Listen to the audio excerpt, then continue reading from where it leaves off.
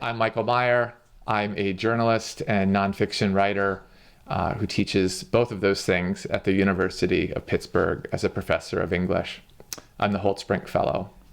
I was one of China's first Peace Corps volunteers. I was sent there 29 years ago, and in many ways I kind of never left. I was put out in a little town in southwest Sichuan for 2 years and learned Chinese there. From there I moved to Beijing, and I wrote a series of books about my experiences in the country that are reporting how life is lived in a communist country that was undergoing the biggest change in its very long history.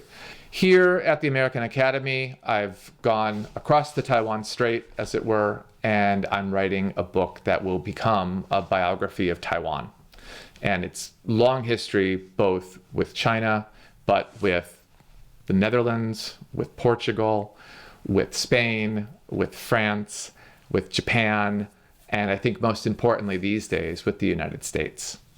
This is a long and very fraught relationship that began in 1867 when a former Union Civil War general came across the strait and did the first true expedition of exploring around the island. And so for this book, I'm following his footsteps and using that as a narrative structure to report from contemporary Taiwan and the changes there.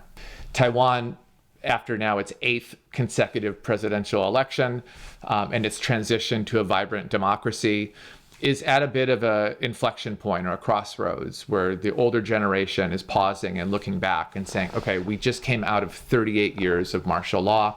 How are we going to remember and commemorate the horrors of the past? You can see the connection here with Berlin. This is a city that when you take a step out the door, you are constantly knocking up against some memento or commemorative site from successive eras. And Taiwanese are looking towards Berlin about how do you choose what to remember, what to commemorate, and what's the cost of that, right? Should the current generation be constantly living under the reminders of the past? But at the same time, what happens if you don't?